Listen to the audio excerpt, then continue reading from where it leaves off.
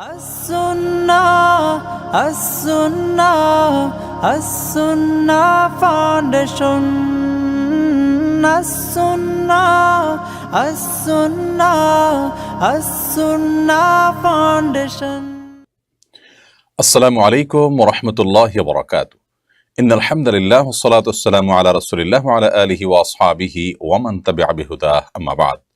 সুপ্রিয় দর্শক শ্রোতা ভাই বোন, দেশ কিংবা প্রবাস যে যেখান থেকে আমাদেরকে দেখছেন, আপনাদের সকলকে সাদর আমন্ত্রণ জানাচ্ছি আস-সুন্নাহ ফাউন্ডেশনের স্টুডিও থেকে। আপনারা দেখছেন আস-সুন্নাহ ফাউন্ডেশন আয়োজিত সাপ্তাহিক সরাসরি প্রশ্নোত্তরমূলক অনুষ্ঠান শরঈ সমাধানের 169তম পর্ব। অন্যান্য দিনের মতো আজও ইনশাআল্লাহ আমরা ঘণ্টাব্যাপী আপনাদের সঙ্গে থাকছি এবং আপনাদের করা জিজ্ঞাসাগুলোকে কোরআন এবং হাদিসের আলোকে আমরা উত্তর দেওয়ার চেষ্টা করব। ওয়ামা তৌফিক ইল্লা বিল্লাহ। প্রিয় দর্শক, আমরা আস-সুন্নাহ ফাউন্ডেশনের শীতবস্ত্র কার্যক্রম সমাপ্ত করেছি আল্লাহ তাআলার অশেষ মেহেরবানিতে, এবং এবছর আমাদের লক্ষ্যমাত্রা ছিল 10,000 শীতবস্ত্র বিতরণ করা। আল্লাহ রাব্বুল আলামিন আপন অনুগ্রহে আমাদের লক্ষ্যমাত্রা অতিক্রম করে আমাদেরকে 15,000-এরও অধিক শীতবস্ত্র বিতরণ করার তৌফিক দিয়েছেন। দেশের বেশিরভাগ জেলাগুলোকে আমরা এবছর কাভার করার চেষ্টা করেছি আল্লাহ তাআলার অশেষ অনুগ্রহে, এবং প্রত্যন্ত অঞ্চলে অভাবী শীতার্ত মানুষের পাশে এবং তাদের কাছে আপনাদের আমানত শীতের বস্ত্র, কম্বল, এবং অনেকে এবছর শীতবস্ত্র কিনে দিয়েছেন। নতুন সেই শীতবস্ত্রগুলো আমরা পৌঁছে দিয়েছি আল্লাহ তাআলার অশেষ অনুগ্রহে। প্রিয় দর্শক, আস-সুন্নাহ ফাউন্ডেশনের প্রতিটি কাজে আপনারা যেভাবে আমাদেরকে অনুপ্রেরণা জুগিয়ে থাকেন, যেভাবে আমাদেরকে সাহস জুগিয়ে থাকেন, আমাদের সঙ্গে থাকেন, এবং আপনারা যেভাবে আমাদের প্রতিটি ডাকে স্বতঃস্ফূর্তভাবে সাড়া দেন, আমরা সেটাতে অনুপ্রাণিত, আমরা আপ্লুত। আল্লাহ রাব্বুল আলামিনের কাছে আমরা শুকরিয়া আদায় করছি। শুকরিয়া আপনাদের প্রতিও। আপনাদের এই সহযোগিতা, আন্তরিকতা এবং দোয়া যদি অব্যাহত থাকে, তাহলে আমাদের এই প্রিয় স্বদেশকে আমরা সোনার বাংলাদেশ হিসেবে গড়ে তুলতে পারবো, এবং এদেশে কোনো অভাবী মানুষ, কোনো দুঃখী মানুষ তাদের দুঃখ এবং অভাব যেন আর কোনোদিন তারা দেখতে না পায়। আমরা সবাই যার যার জায়গা থেকে সেই চেষ্টা চালিয়ে যাব। আল্লাহ তাআলা আমাদের সকলকে সেই তৌফিক দান করুন। সেই সাথে আস-সুন্নাহ ফাউন্ডেশনের মাদ্রাসা, যেটি আমরা শুরু করেছি আলহামদুলিল্লাহ এবছর, মাদ্রাসাতুস সুন্নাহ, এই মাদ্রাসা ইতোমধ্যে পাঠদান কার্যক্রম আরম্ভ হয়ে গেছে রীতিমতো পুরোদমে, এবং আমাদের নির্ধারিত কোটা অনেক আগে পূর্ণ হয়ে গেছে। আল্লাহ যদি বাঁচিয়ে রাখেন, আগামী বছর আমরা এবছর শুধুমাত্র প্লে নার্সারি এবং 1-2, আগামী বছর ইনশাআল্লাহ আমরা ক্লাস 3 এবং অন্যান্য ক্লাস বৃদ্ধি করার চেষ্টা চালাবো। সেই সাথে আপনাদেরকে জানিয়ে রাখি, কুমিল্লায় মাদ্রাসাতুস সুন্নাহর দ্বিতীয় ব্রাঞ্চ বা শাখার কার্যক্রম, অর্থাৎ নির্মাণ কার্যক্রম ইতিমধ্যে শুরু হয়ে গেছে। আমরা আশা করছি রমাদান থেকে আমরা সেখানে শিক্ষা কার্যক্রম স্টার্ট করতে পারবো। সেটা হবে গতানুগতিক হিফজখানার যে আদল আছে, ধারণা আছে, সেটার মধ্যে কিছুটা পরিবর্তন এনে আমরা সেখানে একটা হিফজ মাদ্রাসা শুরু করতে চাই। ধাপে ধাপে সেখানে ইনশাআল্লাহ একটি ভালো মানের কমি মাদ্রাসা আমরা ইনশাআল্লাহ গড়ে তোলার পরিকল্পনা করছি, এবং একই ধারাবাহিকতা আস-সুন্নাহ ফাউন্ডেশনের তরফ থেকে ইনশাআল্লাহ স্কুল, কলেজ এবং ইউনিভার্সিটি পর্যন্ত প্রতিষ্ঠা করার স্বপ্ন আমাদের আছে। আল্লাহ রাব্বুল আলামিন আমাদের সেই স্বপ্ন বাস্তবায়নের তৌফিক দান করুন। আপনাদের প্রত্যেকের আন্তরিক দোয়া, প্রচেষ্টা এবং আপনাদের সহযোগিতা আস-সুন্নাহ ফাউন্ডেশন মসজিদ কমপ্লেক্সে যে জায়গা আমরা কিনেছি, রমাদান থেকে সেই জায়গায় আমরা কাজ শুরু করে দিতে চাই। আপনাদের সেজন্য সহযোগিতা প্রয়োজন হবে, দোয়ার প্রয়োজন হবে। যথাসময় আমরা আপনাদেরকে ঘোষণা দেব ইনশাআল্লাহু বিইذনিল্লাহ। আল্লাহ তাআলা আমাদের সকলকে সেই তৌফিক দান করুন। প্রিয় দর্শক, একটু দীর্ঘ করে ফেললাম আমাদের ফাউন্ডেশনের সাপ্তাহিক যে রিপোর্ট, সেটি পেশ করতে। চলুন আপনাদের প্রশ্ন উত্তরগুলো দেওয়ার পালায় আমরা প্রবেশ করি। সালমান আহমদ, আপনি লিখেছেন, নতুন পাঠ্যপুস্তক সম্পর্কে আপনার দীর্ঘ পর্যালোচনা শুনলাম। এতে আপনি পাঠ্যপুস্তকের সমস্যাগুলো চিহ্নিত করেছেন, কিন্তু এর বিকল্প প্রস্তাব কি? আপনারা আলেম সমাজ কি পাঠ্যপুস্তক সম্পর্কে কোনো প্রস্তাব দেবেন? ধন্যবাদ ভাই সালমান আহমদ। প্রথম কথা হলো, আপনাকে জানিয়ে রাখি এবং আপনার মাধ্যমে আমাদের সমাজের দর্শক শ্রোতা মণ্ডলীর সবাইকে জানিয়ে রাখি আমরা আস-সুন্নাহ ফাউন্ডেশনের যে কার্যক্রম, সেটি পরিচালনার পাশাপাশি আমি ব্যক্তিগতভাবে দাওয়াতের কাজ করে থাকি। এটি আমার মূল পরিচয়। সেই জায়গা থেকে আমরা পাঠ্যপুস্তকে ক্লাস 6 এবং 7-এর পাঠ্যপুস্তকে ইসলাম বিরোধী, ইসলাম বিদ্বেষী কিছু বিষয় ইচ্ছাপূর্বক প্রবেশ করানো হয়েছে বলে আমরা মনে করি, এবং সেখানে আমরা দেখেছি যে মুসলিম শাসকদেরকে ইতিহাস উল্লেখের নাম করে তাদেরকে ভিলেন বানিয়ে ছাত্রদের সামনে তুলে ধরার উপস্থাপন করার একটা অপচেষ্টা চালানো হয়েছে। সে বিষয়গুলো আমরা বক্তব্য বিস্তারিত বলেছি, এবং সেটাকে লিখিত আকারে সমস্যাগুলো চিহ্নিত করে এবং প্রায় 10টি প্রস্তাবনা আমরা সেখানে নিবেদন করেছি যথাযথ কর্তৃপক্ষের কাছে, এবং আমাদের এই প্রচেষ্টা অব্যাহত থাকবে ইনশাআল্লাহ বিইذনিল্লাহ, যাতে করে আমরা চেষ্টা করব এই পাঠ্যপুস্তকে যে সমস্যা ইতোমধ্যে ধরা পড়েছে সেটির জন্য সংশোধিত হয়। আমরা আশা করব জোরালোভাবে যে ঊর্ধ্বতন কর্তৃপক্ষ, সরকার সর্বোচ্চ মহলের ব্যাপারে আন্তরিক হবেন এবং এটিকে সংশোধনের জন্য উদ্যোগ গ্রহণ করবেন ইনশাআল্লাহ বিইذনিল্লাহ। তাহমিনা শিরিন আপনি লিখেছেন, আপনি আগামী বছর থেকে মাহফিল করবেন না ঘোষণা দিয়েছেন, এতে বিজ্ঞ আলেমরা মাহফিল করতে নিরুৎসাহিত হবেন কিনা, তাহলে দাওয়ার এই ময়দানটা অসৃজনশীল ব্যক্তিদের দখলে চলে যাবে কিনা? বোন তাহমিনা, প্রথম কথা হলো যে আমরা আগামী বছর মাহফিল করব না, কিন্তু মাহফিলের বিকল্প দাওয়াতি প্ল্যাটফর্ম হিসাবে মসজিদগুলোকে ব্যবহার করে আমরা দেশের বিভিন্ন জেলা শহর বা থানা শহরে আমরা বড় বড় মসজিদগুলোতে ইনশাআল্লাহ মসজিদ কর্তৃপক্ষের সহযোগিতা নিয়ে দিনই হালাকা প্রোগ্রাম আমরা আঞ্জাম দেব, এটা আমাদের পরিকল্পনা আছে। এর পাশাপাশি মাহফিল সম্পর্কে আমি বলেছি যে মাহফিল এদেশের সংস্কৃতির অংশ। এদেশের মুসলমানদের দীর্ঘদিনের যুগ যুগ ধরে, শতাব্দীর বেশি কাল সময় ধরে এটি এদেশের একটি আবহমান কাল থেকে চলে আসা বলা যেতে পারে একটি কালচার এবং সংস্কৃতি। এর মাধ্যমে মুসলিমরা উপকৃত হচ্ছেন, সমৃদ্ধ হচ্ছেন, কোরআন হাদিসের জ্ঞানে এবং ইসলাম সম্পর্কে সঠিক ধারণা তারা পাচ্ছেন। মানুষের মধ্যে নীতি, নৈতিকতা, মূল্যবোধ তৈরি হচ্ছে মাহফিলের মাধ্যমে। এটি না হলে মানুষের মধ্যে মনুষ্যত্ব যেটুকু আছে সেটুকু হারিয়ে যাবে। তো সেই জায়গা থেকে মাহফিলগুলোর গুরুত্ব আমরা উল্লেখ করেছি। আমার বিশ্বাস যে মাহফিলে যে সমস্ত বিজ্ঞ ওলামা ইকরাম কাজ করছেন এই ফিল্ডে, তারা তাদের কাজ আমার ঘোষণার কারণে ছাড়বেন না, বরং তারা তাদের কাজকে আপন গতিতে অব্যাহত রাখবেন। আমার প্রথমত মাহফিলের এই ফিল্ডের বাইরে মসজিদগুলোকে একটু ব্যবহার করার বা সেগুলোকে প্রাণবন্ত করার বা সেগুলোকে আপনার নিয়মিত দিনী প্রোগ্রামের মাধ্যমে আপনার বিশেষ করে জাগরুক করে রাখার একটা পরিকল্পনা আমার আছে। সেই জায়গা থেকে আমরা সেটি শুরু করতে চাচ্ছি। আসুন্নাহ ফাউন্ডেশন মসজিদ কমপ্লেক্সও আমাদের সেই স্বপ্নেরই অংশ বলতে পারেন। এই জন্য মাহফিল, আবার মসজিদ কমপ্লেক্স, আবার ফাউন্ডেশন, আবার নিজস্ব অন্যান্য কাজকাম, লেখাজোখা, পড়ালেখা, সব মিলিয়ে এতগুলো কাজ একজন মানুষ দ্বারা করা সম্ভব হয় না। সেজন্য এই ফিল্ডটা থেকে আমরা সরে এসেছি। আলহামদুলিল্লাহ এই ফিল্ডে আরও বিজ্ঞ প্রাজ্ঞ ওলামা ইকরাম আছেন, তারা তো কাজ করছেনই। ওমর ফারুক আপনি লিখেছেন, কোনো ওয়েবসাইট, বই এবং মুভি থেকে তথ্য সংগ্রহ করে তথ্যসূত্র ব্যতীত নিজের বইয়ে ব্যবহার করা কতটুকু সঙ্গত হতে পারে, শরীয়তের বিধান কি?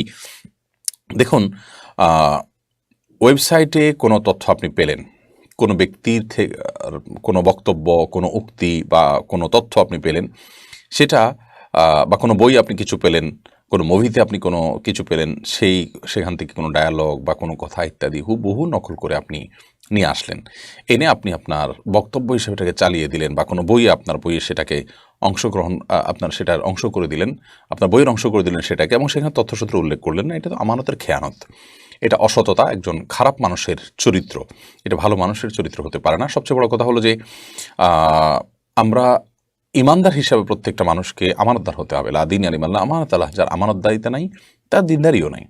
এটা হলো আমানতের খেয়ানত করা, যে আপনি কারোর তথ্যকে তার নাম উল্লেখ করা ছাড়া নিজের নামে চালিয়ে দিলেন। তাহলে ক্রেডিটটা আপনি নিলেন, অথচ ক্রেডিটটা অন্যজনের প্রাপ্য। রীতিমতো এটা চুরি। এটাকে আরবিতে বলা হয় আপনার কথা চুরি করা, এবং এই কথা চুরি করা আরবিতে মানে হাদিস শাস্ত্রের পরিভাষায় এটাকে কথা চুরি করা বলা হয়। এই কথা চুরি করা, তাদলিস যেটাকে বলা হয়, তাদলিস, এই তাদলিসটাকে কথা চুরি বাংলায় বলা যায়। তো এইটি হাদিস বিশারদদের পরিভাষা অত্যন্ত দোষণীয়, এবং সকল আমার কাছে এটা দোষণীয় এবং আমানতের খেয়ানত। কোনো ভালো মানুষ এই কাজটি করতে পারে না। আমরা অবশ্যই এই সমস্ত ক্ষেত্রে দায়িত্বশীল হওয়ার চেষ্টা করব। আল্লাহ আমাদেরকে সে তৌফিক দান করুন। অনেকেই দেখুন, বুখারীর কোনো হাদিস হয়তো কোনো ওয়েবসাইটে দেখেছেন যে বুখারীর হাদিস লেখা আছে, তিনি বলে দিন বুখারীর হাদিস। এটা আসলে অনুচিত কাজ।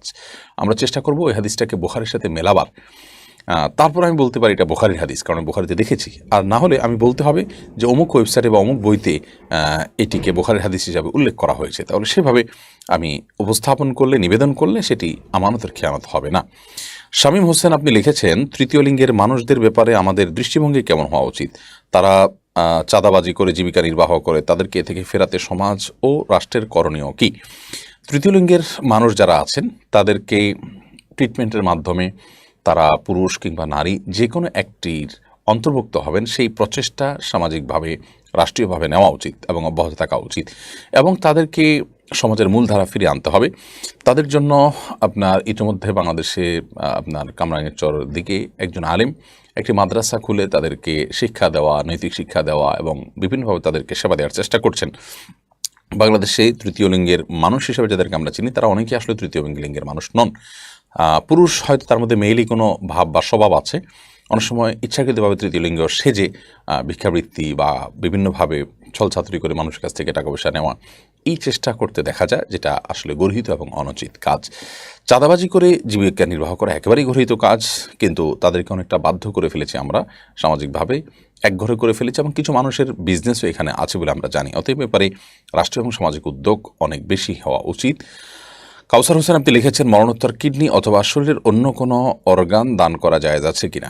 মরণোত্তর আপনি কিডনি কিংবা শরীরের অন্য কোনো অর্গান কাউকে দান করবেন কখন? যদি কারোর কোনো অঙ্গের প্রয়োজন হয় এবং তাকে আপনি সহযোগিতার জন্য এটি করছেন, সেটি জায়েজ হতে পারে। বাট অনেকে আছেন যে আখিরাতের প্রতি বিশ্বাসটা তার দুর্বল, তিনি মনে করেন যে এটা তো পচে এগুলো ছাই হয়ে যাবে আর দরকার কি, সেই জায়গাতে তিনি এগুলো দিয়ে যান। অনেক নাস্তিকরা এটা করে থাকেন। তো সেই বিশ্বাস থেকে হলে সেটি তো অবশ্যই কুফরি এবং এর কারণে ঈমান চলে যাবে।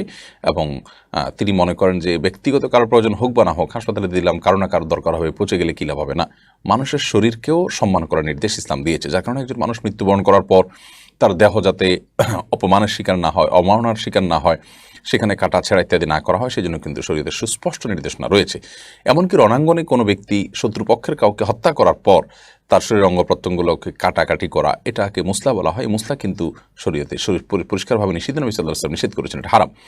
তো এখান থেকে বোঝা যায় যে মানব দেহে কোনো প্রকার অপমানকর, অমাননাকর কোনো কিছু করা শরীরের দৃষ্টিকোণ থেকে গ্রহণযোগ্য নয়। বিধায় আপনি মৃত্যু বরণ করার আগেই জীবদ্দশায় বলে রাখলেন যে আমার অঙ্গগুলো হাসপাতালে দিয়ে যেও, এটা হবে সেটা হবে, আমার দেহ দিয়ে কাটাকাটি করবে, পচে গেলে কী লাভ হবে, এটা শরিয়ার নির্দেশনা নয়। শরিয়ার নির্দেশনা হলো একজন মুসলমানের মৃত্যুর পর তার শরীরকে সুন্দর করে দাফন করে যেতে হবে। হ্যাঁ, কোনো মানুষ অবিশ্বাসী আল্লাহর প্রতি, যার কারণে তিনি দিয়ে গেছেন, তাহলে সেটা ছাত্ররা সেটা ব্যবহার করতে পারেন, সেটা ভিন্ন বিষয়। বাট কোনো মুসলমান তিনি তার শরীর, তার দেহ হোক মৃত্যুবরণ করার পর সেটা মাটির সাথে মিশে যাবে, তারপরও তার দায়িত্ব হলো যে দাফন কাফনের যে ফরজ বিধান আছে সেই ফরজ বিধানটা মেনে চলা, নিজের শরীরকে এই কাটাছাড়া করতে দিয়ে যাওয়া এবং দাফন কাফনকে অযথা মনে করা, এটা শরীয়তের একটা গুরুত্বপূর্ণ বিধানের প্রতি অবজ্ঞা এর শামিল। আল্লাহ তাআলা কোনটা কেন দিয়েছেন সেটা তিনি ভালো জানেন। অতএব আল্লাহ তাআলার এই নির্দেশগুলোর যথার্থতার প্রতি ইয়াকিন এবং ঈমান, বিশ্বাস আমাদের থাকতে হবে। যেমনটি বললাম যে নির্দিষ্ট কারোর হয়তো কিডনির প্রয়োজন, আপনি বললেন যে তার কিডনি যদি ট্রিটমেন্ট এর মধ্যে না হয় আর আমার মৃত্যু হয়ে যায়, তাহলে কিডনিটা খুলে তাকে দিয়ে দিলেন বা চোখটা খুলে তাকে দিয়ে দিলেন, এটা ওই ব্যক্তিকে সহযোগিতার জন্য আপনি করলেন, সেটা ভিন্ন কথা, সেটা জায়েজ হতে পারে। তহমিনা তন্নি আপনি লিখেছেন, স্বঘোষিত কোনো নাস্তিক ইসলাম বিদ্বেষী ভুল চিকিৎসায় পঙ্গু হয়ে গেলে উল্লাস করা যাবে কিনা? স্বঘোষিত কোনো নাস্তিক ইসলাম বিদ্বেষী বা ইসলাম ও মুসলমানদেরকে নিয়ে নানাভাবে আক্রমণ করে থাকে, এরকম কোনো ব্যক্তি যে কোনোভাবে ক্ষতিগ্রস্ত হলো, ধরুন ভুল চিকিৎসায় পঙ্গু হয়ে গেলেন, আপনি সেটাকে আল্লাহর গজব হিসাবে বললেন, কিংবা আপনি এটা নিয়ে উৎফুল্ল হলেন, উল্লাস করলেন, কিংবা বললেন যে এই যে তার নাস্তিকতা পদের শাস্তি সে পেয়ে গেছে ইত্যাদি, আমার মনে হয় যে এইভাবে জিনিসটা না বলা ভালো। তবে সেই সাথে একজন ঈমানদার শিক্ষা গ্রহণ করতে পারেন যে আল্লাহ রাব্বুল আলামিনের বিরোধিতাকারী, আল্লাহ তাআলার প্রতি অবজ্ঞা প্রদর্শনকারী, তাকে আল্লাহ তাআলা একটা সময় ছাড় দিলেও কোনো একটা সময় আল্লাহ রাব্বুল আলামিন তাকে অবশ্যই পাকড়াও করেন।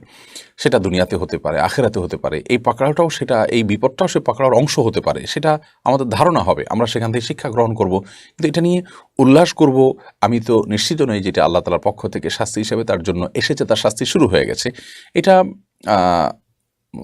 এর পিছনে অন্য কোনো হিকমা থাকতে পারে। সবচেয়ে বড় কথা হলো যে একজন মানুষ তিনি ইসলাম বিদ্বেষী, তাকে তার বিপদে আপনি উল্লাস করে তাকে আরও ইসলাম বিদ্বেষী করে দেওয়া বা ইসলামের প্রতি মানে আরও বেশি বিতশ্রদ্ধ করে দেওয়ার মধ্যে তো কোনো কল্যাণ থাকতে পারে না। তবে হ্যাঁ, যেটি বলেছি, এখান থেকে শিক্ষা গ্রহণ করতে পারি আমরা যে হয়তো আল্লাহ রাব্বুল আলামিন তাকে কোনো শাস্তি দিয়েছেন, হয়তো বা কোনো তার পরিণতি সে ভোগ করছে, এরকমটি হতে পারে। নতুবা আপনার এ ধরনের ভুল চিকিৎসায় পঙ্গু হয়ে যাওয়া তো কোনো মুসলমানের ক্ষেত্রেও হতে পারে। বিধায় এটা তিনি নাস্তিক সেজন্যই হয়েছে, আল্লাহর প্রতি অবিশ্বাসী সেজন্য হয়েছে, ইসলাম বিদ্বেষী সেই কারণেই হয়েছে, এমনটি বলা তো আসলে যৌক্তিক হবে না, কারণ মুসলমানও তো এরকম হতে পারে। সে মুসলমান তো আর ইসলাম বিদ্বেষী না, তাহলে তার কেন হলো? বিধায় এগুলো নিয়ে খুব বেশি বাড়াবাড়ি করার সুযোগ নেই। তবে যেমনটি বললাম যে এগুলো ইন্ডিকেট, সে হিসাবে আমরা শিক্ষা গ্রহণ করতে পারি, সাবধান হতে পারি এবং তাকেও এখান থেকে নাসিহা পেশ করতে পারি। শাহাবুদ্দিন আপনি লিখেছেন, ঢাকা বিশ্ববিদ্যালয়ে ট্রান্সজেন্ডার কোটা চালু হচ্ছে মর্মে বিভিন্ন পত্রপত্রিকায় খবর প্রকাশিত হয়েছে। ব্যাপারটা কীভাবে দেখেন? দেখুন, ট্রান্সজেন্ডার এই ধারণাটিকে আমাদের সমাজে বদ্ধমূল করা, এটাকে এস্টাবলিশ করা, এটা চরম জঘন্য একটি কাজ। ছেলের মধ্যে মেয়েলি ভাব, মেয়ের মধ্যে ছেলের ভাব, মানসিকভাবে শুধুমাত্র, শারীরিক অবকাঠামোগতভাবে কোনো ত্রুটি নেই, শুধু ভাবের সমস্যা কিংবা তার মনের সমস্যা। তো মনের সমস্যা হলে তার মনের ট্রিটমেন্ট হতে পারে, মানসিক রোগ হতে পারে, মানসিক ট্রিটমেন্ট হতে পারে, সেটা নিয়ে গবেষণা হতে পারে, ডক্টরগণ তার ট্রিটমেন্টের কোনো উদ্যোগ গ্রহণ করতে পারেন যদি থাকে। কিন্তু তার মনে হলো সে নারী, তার মনে হলো সে পুরুষ, এই জন্য তাকে পুরুষ হিসাবে ট্রিট করা, নারী হিসাবে ট্রিট করা, এটা মূলত সমকামিতার দুয়ারকে উন্মোচন করা। অর্থাৎ সরাসরি সমকামিতা এদেশে প্রতিষ্ঠা করা যাবে না। সেজন্য একজন ছেলে তিনি মনে করছেন তিনি মেয়ে, তার শরীরে মাথা থেকে পা পর্যন্ত প্রতিটা শরীরের অঙ্গ প্রত্যঙ্গতে তার আর তার নারীর কোনো অবকাঠামো তার শরীরে কোথাও নেই। তিনি ছেলে, কিন্তু তিনি নিজেকে মেয়ে মনে করছেন। এই জাস্ট তার মনে করার কারণে তাকে মেয়ে হিসাবে মর্যাদা দিয়ে তাকে ট্রান্সজেন্ডার কোঠা আপনি নিলেন। তাহলে এই যে মেয়ে হয়ে গেল, তথাকথিত মেয়ে হয়ে গেল, এখন তো সে কোনো ছেলেকে বিয়ে করবে, অথচ লোকটা আদতে একজন ছেলে, তাহলে আরেকজন ছেলের সাথে তার বিয়ে হলো। এইভাবে সমকামিতার দুয়ারকে উন্মোচন করার জন্য ট্রান্সজেন্ডারের এই থিওরিটাকে আমাদের দেশে এস্টাবলিশ করা হচ্ছে। আমাদের দেশের সচেতন প্রতিটা মানুষের, ধর্ম বর্ণ নির্বিশেষে প্রতিটা মানুষের এই ট্রান্সজেন্ডার ধারণাকে প্রতিষ্ঠিত করার অপচেষ্টাকে রুখে দাঁড়াতে হবে। আজ পৃথিবীর বহু দেশে আপনার এই সমকামিতাকে বৈধতা দেওয়া হচ্ছে এবং মুসলিম দেশগুলোকে বাধ্য করা হয়, তাদেরকে একরকম অ্যাসাইনমেন্টের মতো দেওয়া হয় যে তোমরা এটাকে ফুলফিল করে আসো, তাহলে এটা পাবে, ওইটা পাবে, ইত্যাদি ইত্যাদি ইত্যাদি। মুসলমানদের নিজস্ব ধ্যান ধারণা, বিশ্বাস, এমনকি হিন্দুদেরও বিশ্বাস, এর আলোকে এই ট্রান্সজেন্ডারের পক্ষে তারা অবলম্বন করার কোনো সুযোগ নেই। বিধায় আমরা মনে করি যে বিশ্ববিদ্যালয়ে ট্রান্সজেন্ডার কোটা চালু করাটা একটি অপ্রয়োজনীয় এবং মানে সমকামিতাকে বৈধতা দেওয়ার দুর্বিসন্ধিমূলক একটি উদ্যোগ। এটিকে প্রতিহত করা, এটিকে বন্ধ করা উচিত এবং এটার বিরুদ্ধে সবার কথা বলা উচিত। যার যার জায়গা থেকে আমাদের সন্তানরা একটা নোংরা এবং অসভ্য কালচার দেখে বড় হোক, সেটি আমরা কোনোদিনই চাইব না। সেই জায়গা থেকে যারা এগুলো করতে চাচ্ছেন, আমার খুব অবাক লাগে যে সংখ্যাগরিষ্ঠ মানুষ এদেশের যে চিন্তা চেতনা লালন করেন, যে ধ্যান ধারণা লালন করেন, তার বিপরীতে বাহির থেকে বিভিন্ন ধ্যান ধারণা এনে সামান্য কয়েকজন মানুষ বা কিছু সংখ্যক কতিপয় লোক সংখ্যাগরিষ্ঠ মানুষদের উপরে সেই ধ্যান ধারণাকে চাপিয়ে দিচ্ছে। আবার তারা নিজেরা মতের স্বাধীনতার কথা বলে, মানুষের স্বাধীনতার কথা বলে, তারা গণতন্ত্রের কথা বলে। এর চেয়ে বড় ভণ্ডামি আর কি হতে পারে? যদি আপনি গণতন্ত্রের কথাই বলেন, মানুষ যা চায় সেটাই আইন হবে, সেটাই আপনি বলেন, তাহলে মানুষ কি এটা চায়? আপনি কি এটার উপরে নিরপেক্ষ একটি ভোটাভুটির আয়োজন করতে পারবেন? তাহলে আপনি এই বিষয়টাকে চাপিয়ে দেওয়ার অধিকার আপনাকে কে দিল? আল্লাহ রাব্বুল আলামিন এই ধরনের ষড়যন্ত্র থেকে এবং ভয়ঙ্কর বিষয় থেকে আমাদেরকে বেঁচে থাকার তৌফিক দান করুন। আমাদের শিক্ষা খাতে যা হচ্ছে সেটা এক কথায় জঘন্য এবং আমাদের পরবর্তী প্রজন্মকে ধ্বংস করার নীল নকশা বাস্তবায়ন করছে কিছু মানুষ, একটি কুচক্রী মহল। আল্লাহ তাআলা তাদের ষড়যন্ত্র থেকে আমাদের এই প্রজন্মকে, আমাদের সমাজকে হেফাজত রাখুন। এমডি আব্দুল্লাহ আপনি লিখেছেন, আমি একজন হাফেজ, আমি একজন হক্কানি আলেম হতে চাই এবং দিনের দায়ী হতে চাই, আমাকে পরামর্শ দিন কেমন প্রতিষ্ঠানে আমার ভর্তি হওয়া উচিত। আপনি হাফেজে কোরআন, আলহামদুলিল্লাহ। আপনি একজন ভালো আলেম হওয়ার জন্য যে মাদ্রাসায় পড়াশোনার মান খুবই ভালো, যেখানে ছাত্রদের মধ্যে আমলি পরিবেশ আছে, ওস্তাদরা যথেষ্ট আমলি এবং মুত্তাকি পরহেজগার, সেরকম কোনো মাদ্রাসা চুজ করে আপনাকে ভর্তি হতে হবে। আপনি কোন এলাকায় থাকেন, কোন এলাকায় কী মাদ্রাসা আছে, আমি তো আর এখান থেকে আপনাকে সংক্ষেপে সেই পুরো লিস্ট বলে দিতে পারবো না। অতএব আপনি আপনার পরিচিত কোনো ভালো আলেম কিংবা একাধিক ভালো আলেমের সাথে আপনি একান্ত পরামর্শ করে তারপর আপনি সিদ্ধান্ত গ্রহণ করলে আশা করি ইনশাআল্লাহ বিইذনিল্লাহ আপনি সঠিক সিদ্ধান্তে যেতে পারবেন। এমডি মুসা আপনি আমাদের ইউটিউব চ্যানেলে প্রশ্ন করেছেন, কবর খোঁড়ার প্রথম কোপের মাটি আলাদা রেখে দেয়, তারপর লাশ কবরে রাখার সময় সেই মাটি সবার হাত ছুঁয়ে কবরের ভেতর কিছু অংশ রাখা হয়, এটা কি শরীয়ত সম্মত? না, এরকম কোনো বিষয় নির্দেশনা কোরআন হাদিসে কোথাও দিয়েছে বলে আমার জানা নেই যে কবর খোঁড়ার পর প্রথম কোপের মাটিটা আলাদা রাখবে এরপর লাশ কবরে রাখার সময় সবাই একটু একটু করে সেটা দিবে, এমন কোনো কথা নেই। লাশ কবরে রাখার পর সবাই মিলে মাটি দিবে, দাফন করবে, দাফন কাজে শরিক হবে। সেটা পরের কোপের মাটি দিলেও হবে, প্রথম কোপের মাটিই সবাইকে দিতে হবে একটু একটু করে, এমনটির কোনো বাধ্যবাধকতা নেই, আবশ্যকীয়তা নেই। এটাকে আবশ্যক মনে করা বা জরুরি মনে করা বা এটাকে সুন্নাহ মনে করার কোনো কারণ নেই, কারণ কোনো হাদিসে নবী আলাইহিস সালাম থেকে এরকম কোনো কিছুর নির্দেশনা হয়েছে বলে আমার জানা নেই।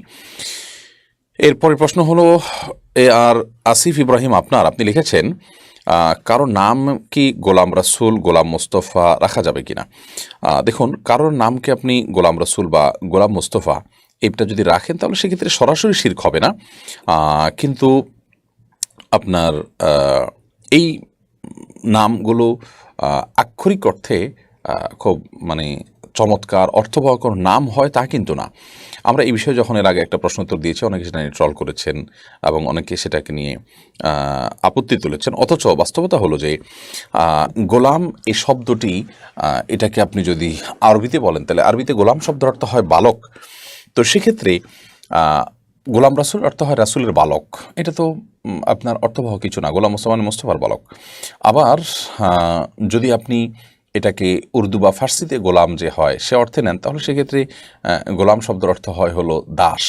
তো আমরা রাসূলের দাসও না, হ্যাঁ আমরা রাসূল আকরাম সাল্লাল্লাহু আলাইহি ওয়াসাল্লামের অনুসারী, তার অনুসরণ করি। সেটাকে আপনি রূপক অর্থে তিনি যা বলছেন সেটাকে আমরা আল্লাহর নির্দেশ হিসাবে ওহী গায়রে মাতলু হিসেবে আমরা মানি। সেই জায়গা থেকে আপনি এটাকে হয়তো আপনি কি বলে এটাকে, সেটাকে আপনি রূপক অর্থে বললেন দাসের কথা, তাহলে সেটি জায়েজ হতে পারে বড়জোর, কিন্তু কখনো সেটি উত্তম নাম হতে পারে না। বিধায় সে বিষয়ে আমাদের সাবধান হতে হবে, এবং গোলাম রসুল, গোলাম মুস্তফা নামগুলো না রাখাই উত্তম হবে। কিন্তু এটা রাখলে শিরক হয়ে যাবে আমি সেটা সরাসরি বলবো না, কারণ কেউ এই বিশ্বাস নিয়ে রাখে সচরাচর। আমার মনে হয় না যে রাসূলেরই কৃত দাস তিনি, আল্লাহ দাস যেরকম রাসূলের দাস এরকমটি মনে করে কেউ, আমার মনে হয় না। আচ্ছা, এরপর এমডি পরাণ আপনি লিখেছেন আমি একজন কন্ট্রাক্টর, আমি লোকদের কাছ থেকে কাজের কন্ট্রাক্ট নিয়ে অন্য লোক দিয়ে কাজ করে তাদের মজুরি দেওয়ার পর উদ্বৃত্ত টাকা আমি ভোগ করি, এর প্রক্রিয়া ঠিক আছে কিনা? আপনি কাজ নেন, ধরুন এত টাকা ঘন্টা বা এত টাকা দিন, এত টাকা মাসে, এরপর আপনি পুরো কাজ হয়তো আপনি উঠাবেন এবং লোকদেরকে কন্ট্রাক্ট নিয়ে তাদেরকে কিছু টাকা দিয়ে আপনি প্রফিট টাকা রাখলেন। এই পদ্ধতিটা জায়েজ আছে, কোনো অসুবিধা নেই। কন্ট্রাক্ট নিয়ে আপনি কাজ করান, সেখানে কন্ট্রাক্টটা কীভাবে নেন? ধরুন কাজটা ঠিক আপনি নিলেন থোক যে আমি পুরো কাজটা শেষ করে দিব এত টাকার বিনিময়ে, এরপর সেটা আমি লোকজন নিয়ে তাদেরকে টাকা দিয়ে পয়সা দিয়ে কাজ করায় তারপর আমি নিলাম, এটা তো সম্পূর্ণ জায়েজ, এটা না জায়েজ হওয়ার কোনো কারণ নেই। এবং তাদের মজুরি দেওয়ার পর অতিরিক্ত টাকা আপনি নিলেন, সেটা জায়েজ হতে পারে। এছাড়া কন্ট্রাক্টের আরও অনেক প্রক্রিয়া পদ্ধতি থাকতে পারে, কোনোটা জায়েজ নাও হতে পারে। আমি যে প্রক্রিয়া বললাম যে কোনো একটা কাজের আপনি কন্ট্রাক্ট নিয়ে যে কাজটা আপনি করে দিবেন এত টাকা আপনি বিনিময় নেবেন। ধরুন আপনি একটা ঘরের টাইলসের কাজ নিলেন, যে স্কোয়ার ফিট আপনি 20 টাকা করে নেবেন, 18 টাকা নেবেন। এরপর আপনি মিস্ত্রিদেরকে ঠিক করে তাদেরকে রোজ দিলেন বা যেভাবে দিলেন, বাকিটা আপনি প্রফিট নিলেন, এটা আপনার জন্য জায়েজ হবে ইনশাআল্লাহ বিদিল্লাহ। তানজিল হাসান আপনি লিখেছেন আমি ইন্টারনেট বা ওয়াইফাইয়ের ব্যবসা করি, এটা কি হালাল হবে? ইন্টারনেট বা ওয়াইফাইয়ের ব্যবসা এটাকে সরাসরি হারাম বলা কঠিন। আবার এই ব্যবসা আমরা করি, আমরা জানি যে এটার মাধ্যমে বেশিরভাগ মানুষই অন্যায়, গুনাহ এবং পাপাচারের কাজ করে।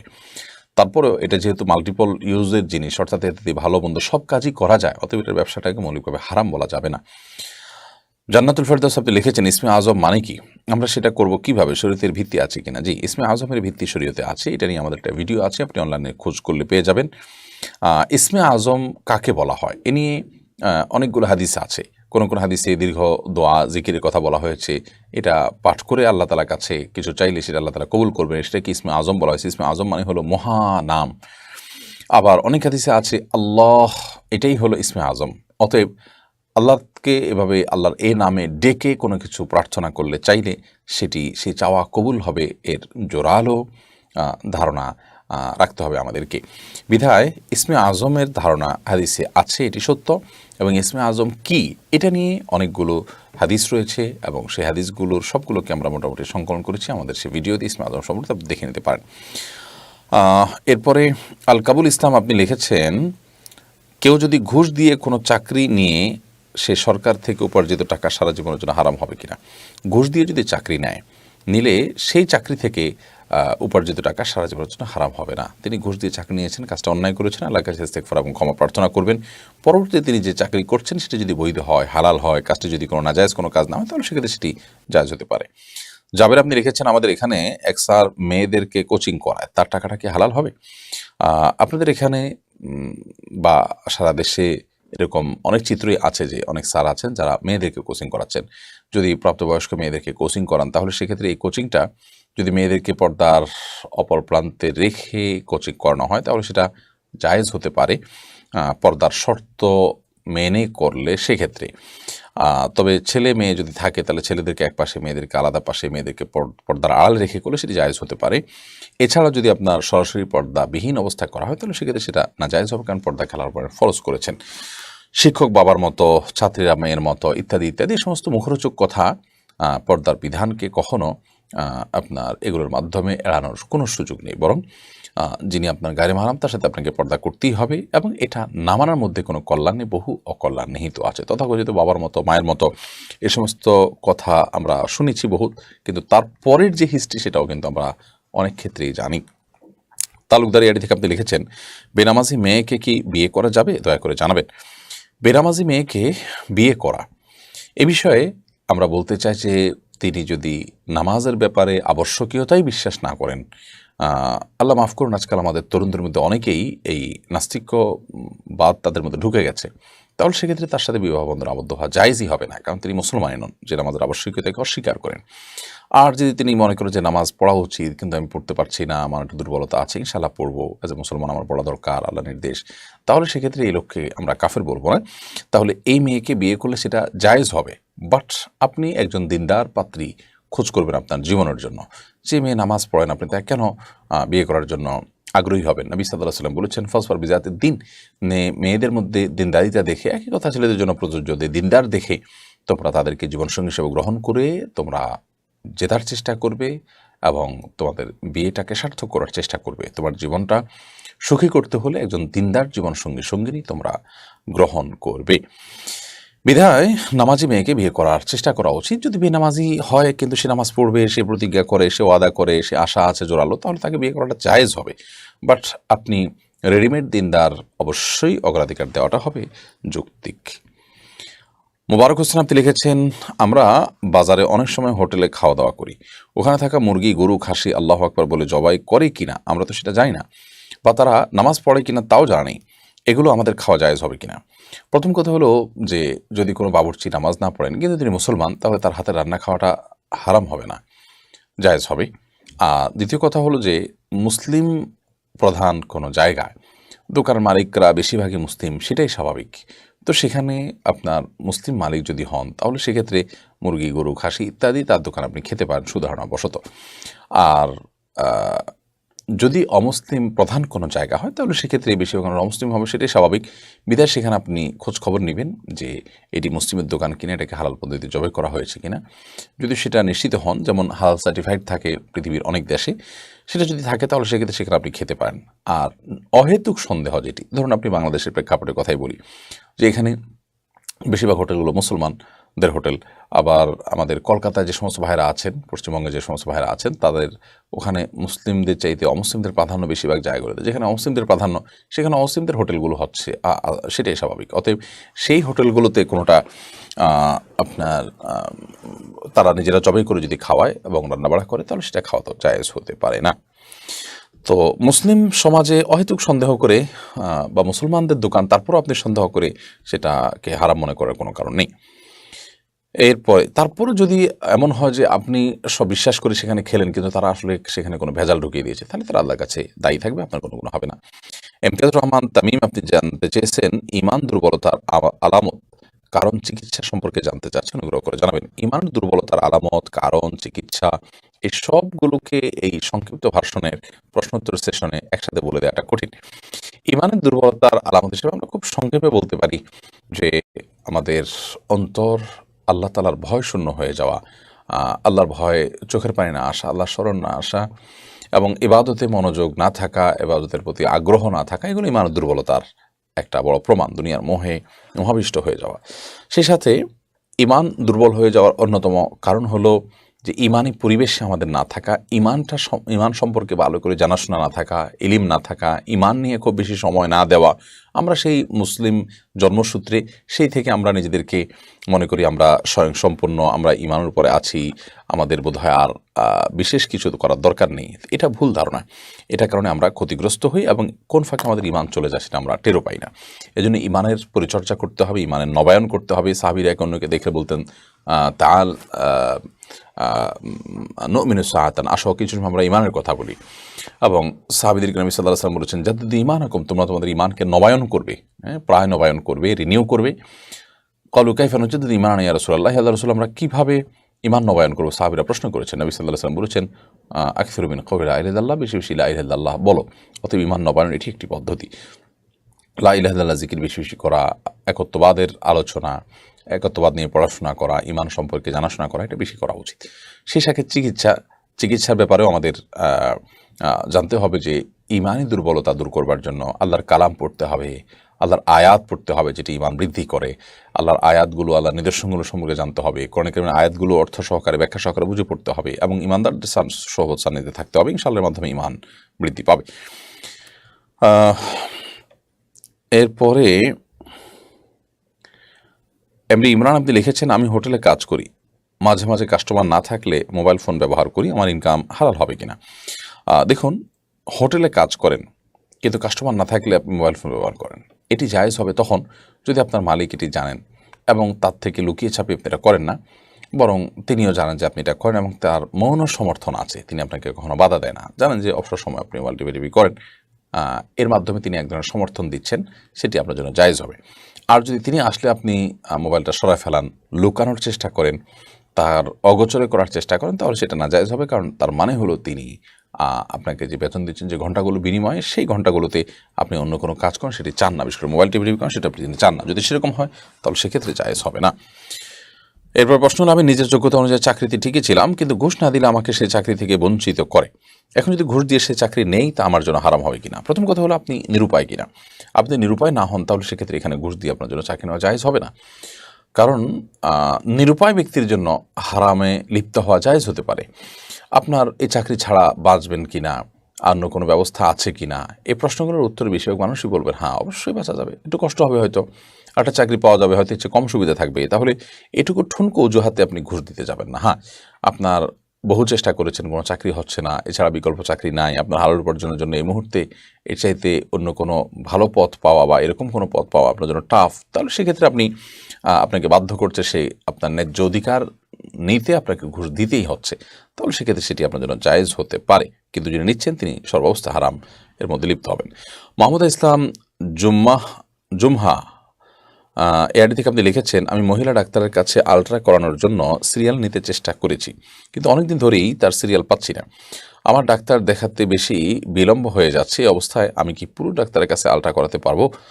বোন মাহমুদা ইসলাম জুম্মা, আপনাকে আমরা বলতে চাই যে যদি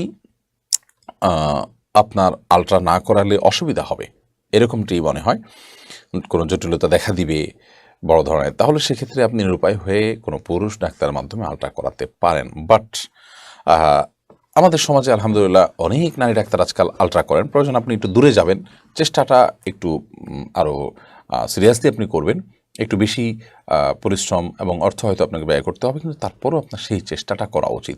ঠুনকো অজুহাতে আপনি পুরো ডাক্তার কাছে যাবেন না, অন্তত আলট্রার মতো ট্রিটমেন্ট, আলট্রার মতো চেক আপ করাতে। শাহনাজ পারভিন আপনি লিখেছেন, অনেকে বলে আসরের নামাজ থেকে মাগরিব নামাজ পর্যন্ত কিছু না খেলে একটি রোজা হবে, এটা কতটা সত্য? না, এটি একেবারে ভিত্তিহীন কথা।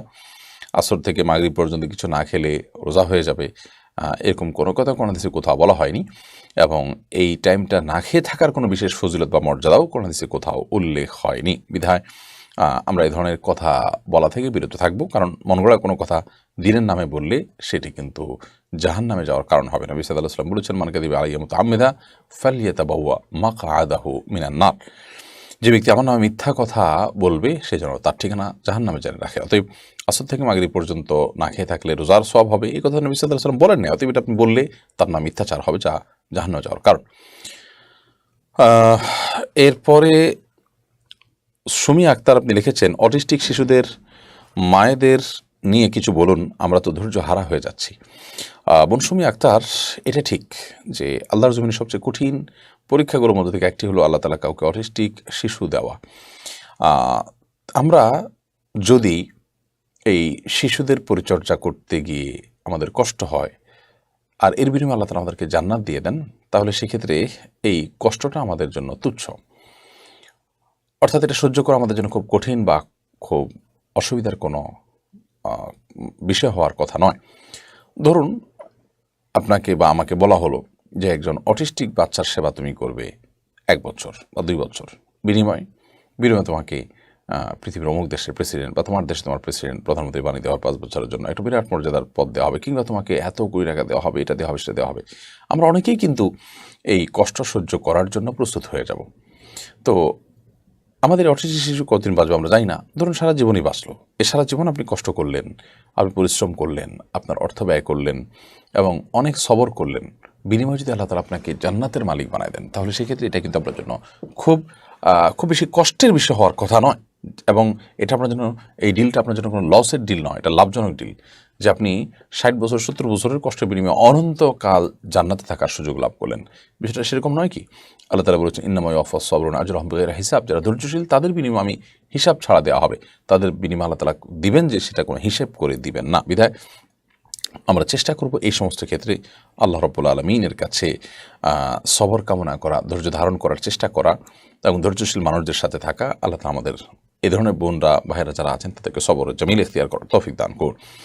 ফাতেমা সিমি আইডি থেকে আপনি লিখেছেন, একটা নুডলসের প্যাকেটের ভেতর সচরাচর একটা মশলা প্যাক থাকে, বাট দুইটা পেয়ে গেছি, অবস্থায় কি করা উচিত? দুইটা কি খাওয়া যাবে? হ্যাঁ, দুইটা খেতে পারেন, কারণ কোম্পানি আপনাকে ওই প্যাকেটটাই বিক্রি করে দিয়েছে। যদি ভুল করে দেয় তাহলে কোম্পানি দিয়েছে এবং কোম্পানি এই ধরনের জিনিস ফেরত নেয়ও না, এবং এটার প্রতি কোম্পানির কোনো দাবি থাকারও কথা নয়, তো ছোটো এবং তুচ্ছ জিনিস, বিধায় এটা আপনার জন্য জায়েজ হবে ইনশাআল্লাহ তাআলা। এরপর রাজিবুর জামান সাবিত আপনি লিখেছেন, জায়নামাজে পা দিয়ে ঠিক করলে কি গুনাহ হবে? না, কোনো অসুবিধা হবে না। আমরা অনেকেই এটাকে মনে করি এটা দোষের, এটা গুনাহের। জায়নামাজের উপর আপনি পাও দিয়ে দাঁড়াচ্ছেন, তাহলে সেটাকে পাও দিয়ে যদি সোজা করেন, এদিক সেদিক আছে সেটাকে আপনি ঠিকঠাক করেন, তাহলে সেক্ষেত্রে কোনো গুনাহ হওয়ার কারণ নেই। আমরা অনেকে এটাকে গুনাহের কারণ মনে করি। হাত দিয়ে জায়নামাজ যেমন আপনি সোজা করতে পারেন, পাও দিয়ে করলেও কোনো অসুবিধা হবে না। নাইম আপনি লিখেছেন, আমি পড়ালেখা বন্ধ করেছি প্রায় 2 বছর আগে, কিন্তু আমার স্টুডেন্ট আইডি কার্ডের মেয়াদ উত্তীর্ণ হবে 2023 ডিসেম্বরে। এখন আমি কি এই কার্ড দ্বারা ছাত্রের মতো অর্ধেক ভাড়ায় বাসে যাতায়াত করতে পারবো কিনা? উত্তর হলো না, কারণ আপনি এখন আর ছাত্র নন। অতএব ছাত্রত্ব চলে যাওয়ার পরও আপনার জন্য এই ধরনের আপনার সুবিধা গ্রহণ করা আপনার জন্য জায়েজ হবে না। কার্ডটা তো বড় বিষয় না, বড় বিষয় হলো আপনি ছাত্র নন এখনও, আপনি নিজে জানেন। অতএব এই কার্ডের সুবিধা গ্রহণ করাটা আপনার জন্য হালাল হবে না। এমডি আলামিন আপনি লিখেছেন, টাইগার বা স্পিড জাতীয় পানীয় খাওয়া যাবে কিনা? টাইগার বা স্পিডে অ্যালকোহল আছে কিনা, হারাম উপাদান কি আছে না আছে, বিস্তারিত আমার জানা নেই। ইনশাআল্লাহ বিদিনিল্লাহ এই সম্পর্কে আমাদের জানাশোনার সুযোগ হলে আমরা এ বিষয়ে ডিটেল আপনাদেরকে জানাবো, যদি আল্লাহ তাআলা আমাদেরকে তৌফিক দান করেন। যদি হারাম কোনো উপাদান না থাকে, সেখানে অ্যালকোহল না থাকে, তাহলে সেক্ষেত্রে এটি পান করা নাজায়েজ হবে না। সাধারণ সফট ড্রিঙ্কসের টাইপ যদি হয়, হারাম কোনো উপাদান না থাকে, তাহলে সেক্ষেত্রে এটি নাজায়েজ বা গুনাহ হবে না, হারাম হবে না পান করাটা।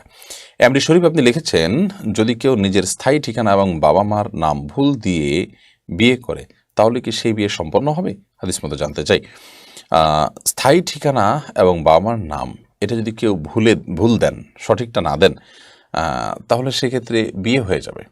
কারণ হলো বিয়ের বিষয়টা হলো যে আপনি মুখে কি উচ্চারণ করছেন, বলছেন, সাক্ষীরা কি শুনছে, ব্যক্তিটা মানে ফিক্স হলো কিনা, ব্যক্তি অমুক, তার বাবার নাম হয়তো লিখতে ভুল লেখা হয়ে গেছে, এর কারণে বিয়েতে কোনো প্রভাব পড়বে না, বরং বিয়ে বিশুদ্ধ হয়ে যাবে এবং তাদের দাম্পত্য সম্পর্ক হালাল হবে। মুখে যখন আমরা বলবো, তখন ধরুন অমুকের ছেলে অমুক বললেন, কিংবা অমুকের ছেলে না বললেও অমুকের সাথে অমুকের বিয়ে দিয়েছেন এবং সমাজের মানুষরা জানে অমুকটাকে কার ছেলে, তাহলে সেক্ষেত্রে এই লিখিত ভুল বা যে কোনো ভুল, এটার কারণে বিয়েতে কোনো অসুবিধা তৈরি হবে না। ছেলে এবং মেয়ে তারা নির্ধারিত কিনা সেটা যদি হয়, তাহলে সেক্ষেত্রে তারা কার ছেলে কার মেয়েটা সবাই জানেন, সমাজে বিয়ে হয়ে যাবে ইনশাআল্লাহ তাআলা। এরপরে প্রশ্ন করেছেন নয়নারী, আপনি লিখেছেন, দাদা শ্বশুর এবং নানা শ্বশুরের সাথে কি মেয়েদের পর্দা করতে হবে? একজন নারী তিনি তার শ্বশুরের সাথে যেমন পর্দার বিধান তার জন্য প্রযোজ্য নয়, একইভাবে দাদা শ্বশুর সাথে তার পর্দার বিধান প্রযোজ্য নয়, এবং নানার সাথে যেমন আপনার আপনার তার জন্য পর্দার বিধান প্রযোজ্য নয়, ঠিক একইভাবে নানা শ্বশুর সাথে পর্দার বিধান প্রযোজ্য নয়। আমরিশ শরীফ আপনি লিখেছেন নিজের স্থায়ী ঠিকানা এবং বাবা মার নাম ভুল দিয়ে, আপনার প্রশ্ন উত্তর আমরা দিয়েছি। হুমায়ুন কবির হামিম আপনি লিখেছেন ছেলেদের অপ্রয়োজনীয় লোম কি ট্রিমার দিয়ে কাটা যাবে? আপনি কিভাবে কাটবেন সেটা একান্ত আপনার বিষয়, কিন্তু আপনি অপ্রয়োজনীয় লোম আপনি চেঁচে ফেলবেন বা ছোট করবেন সেটা আপনার জন্য নির্দেশিত। চেঁচে ফেলাটাই হলো সুন্নাহ। চেঁচে না ফেলে যদি আপনি ছোট করেন তাতেও আদায় হয়ে যাবে আপনার দায়িত্ব। আপনি কিভাবে সেটা রিমুভ করবেন সেটা একান্ত আপনার ব্যাপার। সাবির হোসেন আপনি লিখেছেন জন্মদিনে আকিকা করলে সেই আকিকার মাংস খাওয়া জায়েজ আছে কিনা? জন্মদিনে আকিকা কেন করবেন? আকিকা তো জন্মের 7ম দিনে করবেন। তারপর যদি কেউ সেটাকে বিলম্ব করতে করতে জন্মদিনে করে ফেলেন, কাকতালীয়ভাবে জন্মদিন হয়ে গেছে, কোনো অসুবিধা নেই। ইচ্ছাকৃতভাবে জন্মদিন উদযাপনের অংশ হিসাবে সেদিনে যদি আকিকার গোশত খান তাহলে সেটা অনুচিত হবে আকিকা যদি করেন সেদিন। কারণ হলো আপনি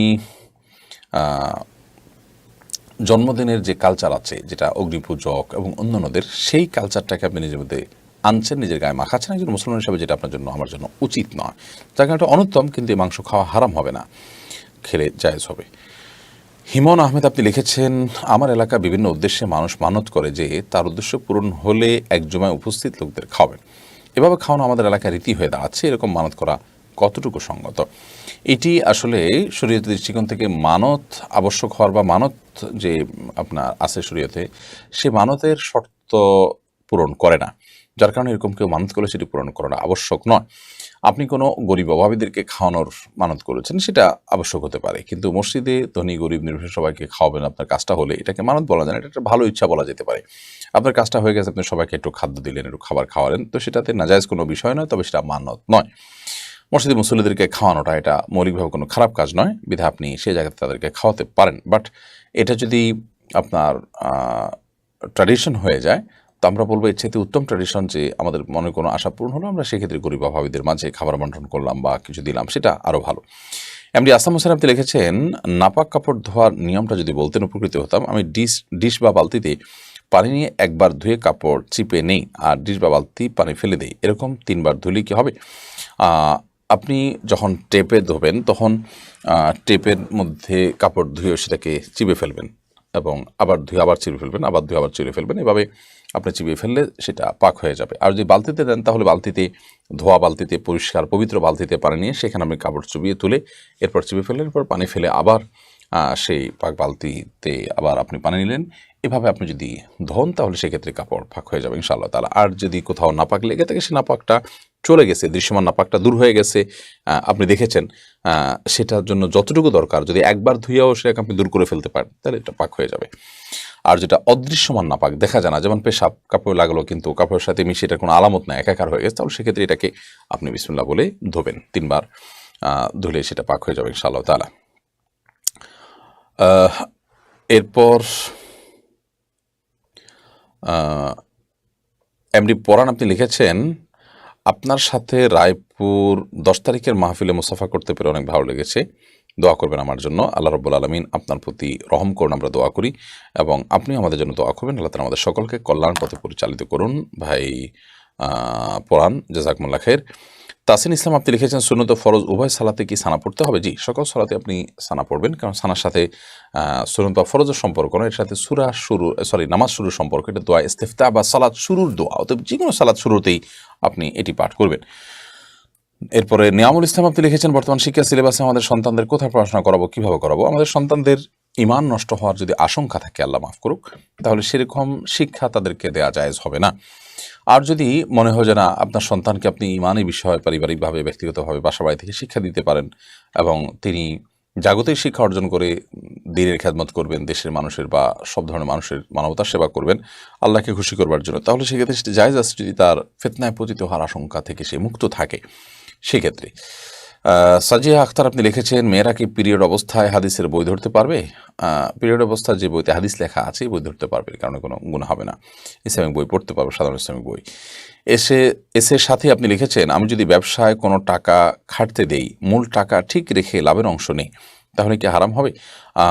মূল টাকা তো ব্যবসায় রুলিং আছে, আপনি লাভের টাকাটা নিচ্ছেন, জায়েজ হতে পারে, কিন্তু শর্ত হলো যে ব্যবসায় আপনি কিভাবে খাটাচ্ছেন। আপনি যে বলেন যে আমার মূল টাকা ফিক্স আছে, আমি মাসে মাসে শুধুমাত্র নির্দিষ্ট লাভ নিচ্ছি, এখন তোমাকে আমি টাকা দিলাম ব্যবসায় খাটানোর জন্য, তুমি লাভ করছো লস করছো কত লাভ করছো আমার দেখার বিষয় না, আমাকে এই পরিমাণ দিয়ে যাবে, এটা শুধু হবে, কারণ এটা লোন দিয়ে বিনিময় নেওয়ার মতো। আর যদি আপনি টাকাটা ইনভেস্ট করেন সেখানে এবং সেখানে লাভ যা হবে তার একটা পার্সেন্টেজ, সেটা কখনো কমও হতে পারে বেশি হতে পারে, সে 60% নিল, আপনি 40% নিলেন, কিংবা 50-50 করে নিলেন, যে কোনো পার্সেন্টেজ নিজেরা দুজন মিলে ঠিক করেন, সেটা জায়েজ হতে পারে। এরপরে মাজিদুর রহমান আপনি লিখেছেন, আসুন্না মাদ্রাসা প্রতিটি জেলা এবং থানা পর্যায়ে চালু হলে জাতি খুব উপকৃত হবে। ধন্যবাদ আপনার মূল্যবান পরামর্শ এবং মন্তব্যের জন্য। ইনশাআল্লাহ বিদিনিল্লাহ ধারাবাহিকভাবে পর্যায়ক্রমে সারা দেশের প্রতিটি জেলা এবং পরবর্তীতে আরও থানা পর্যায়েও যদি আমাদের তৌফিক আমরা ইনশাআল্লাহ বিদিনিল্লাহ মাদ্রাসা সুন্নাহকে প্রতিষ্ঠিত করব। রুহুল আমিন আপনি লিখেছেন, আমার পিত্তথলিতে পাথর রয়েছে, ডাক্তার বলেছে অপারেশন করে পিত্তথলি ফেলে দিতে হবে, শরীরের এমন কোনো অঙ্গ কেটে ফেলে দেওয়া জায়েজ হবে কিনা? যদি কোনো অঙ্গ কেটে ফেলে দিতে হয় ট্রিটমেন্টের অংশ হিসাবে, সেটা অবশ্যই জায়েজ হবে, কারণ সেটি তো তার চিকিৎসার প্রয়োজনে তিনি দিয়েছেন এবং সেটি না হলে তিনি ক্ষতিগ্রস্ত হচ্ছেন, কষ্টে নিপতিত হচ্ছেন, অবশ্যই সেটি জায়েজ হবে। সিলভিয়া খান আপনি লিখেছেন, আমার 1 বছরের মেয়ে কিছুদিন আগে মারা গেছে, আমার মৃত্যুর পরে কি ওর সাথে দেখা হওয়ার কোনো সুযোগ আছে? দেখুন, ঠিক কখন দেখা হবে সেটা একমাত্র আল্লাহ তাআলা ভালো জানেন। বিষয়টি আলামুল গায়েব বা অদৃশ্যের জগতের বিষয়, অদৃশ্যের জগতের বিষয় সম্পর্কে আমরা ধারণা করে কোনো মন্তব্য করার কোনো সুযোগ কিন্তু নেই। তবে সচরাচর মানুষের মৃত্যুর পর তাকে আল্লাহ রাব্বুল আলামিন যদি জান্নাতি হন, তিনি যদি মন কানা করে সোয়ালের সঠিক জবাব দিতে পারেন, তাহলে সেক্ষেত্রে তিনি নেককার হলে, ইমানদার হলে জান্নাতের সাথে তার কবরের কানেকশন হয়ে যায় এবং তিনি জান্নাতের নেয়ামত ভোগ করতে থাকেন। সেই নেয়ামতের মধ্যে কি থাকবে কি না থাকবে একমাত্র আল্লাহ তাআলা ভালো জানেন। বৈশাখী বর্ণিলা আপনি আইডি থেকে লিখেছেন, অজু ছাড়া মোবাইলে কোরআন পড়ার সময় সিজদার আয়াত আসলে কি অজু ছাড়া সিজদা দেওয়া যাবে? অজু ছাড়া সিজদা দেওয়াকে সৌদি আরবের স্কলারগণ জায়েজ মনে করেন, কিন্তু হানাফি মাযহাবের উলামা ইকরামের মতে অজু করার জন্য সিজদা দেওয়ার জন্য অজু করা জরুরি এবং আবশ্যক, যার কারণে আমরা অজু সিজদা দিয়ে তারপরে অজু করে তারপর আমরা সিজদা দিব, এটা হবে অধিকতর সতর্ক এবং নিরাপদ। এরপরে নাইমুল ইসলাম CHY এডি থেকে আপনি লিখেছেন, বিদেশে যাওয়ার পর আশেপাশে যদি মসজিদ না থাকে তাহলে কি বাসার মধ্যে নামাজ আদায় করা যাবে? এতে কি নামাজের পরিপূর্ণ সওয়াব পাওয়া যাবে? আপনি নিরুপায় হলে সেক্ষেত্রে যারা আছেন বাসায় তাদেরকে নিয়ে জামাতের সাথে নামাজ পড়বেন, তাতে ইনশাআল্লাহ আপনার দায় মুক্ত হবেন। তবে আপনাকে জামাতের সাথেই সালাত আদায় করার চেষ্টা করতে হবে। যদি জামাত করার মতোও কোনো মানুষ না থাকে তাহলে সেক্ষেত্রে আপনি একা একা পড়লেও সালাত হয়ে যাবে। ইউসুফ আলী আপনি লিখেছেন, আমি নামাজ পড়তে চাই কিন্তু কয়েকদিন পড়ার পরেই আবার শয়তান ধরে, আবার শুরু করি, এই অবস্থায় আমি কি করতে পারি একটু বলুন প্লিজ।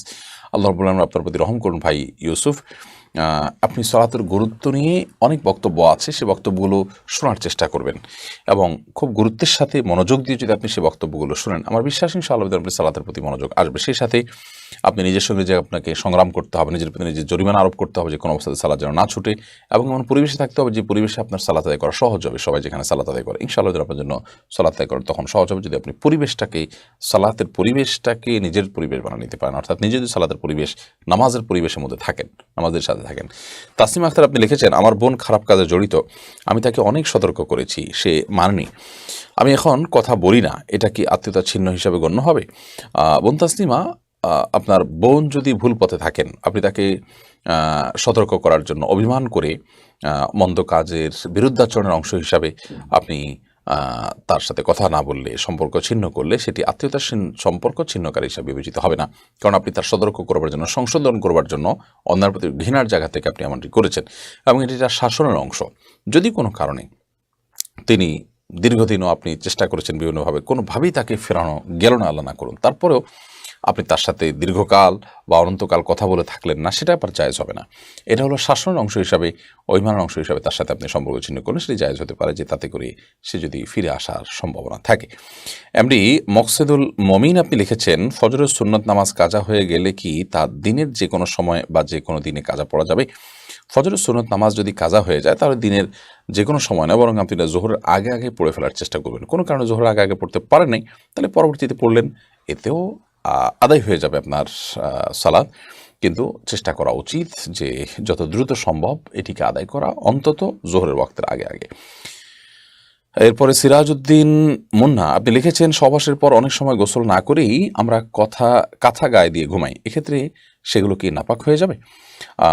সহবাসের পরে কিংবা স্বপ্নদোষের পরে আপনি যদি কাঁথা বা কম্বল লেপ ইত্যাদি গায়ে দিয়ে ঘুমান, তাহলে সেক্ষেত্রে আপনার সে কাপড়গুলো অটোমেটিকলি নাপাক হয়ে যাবে না, যদি সেখানে নাপাক না লাগে।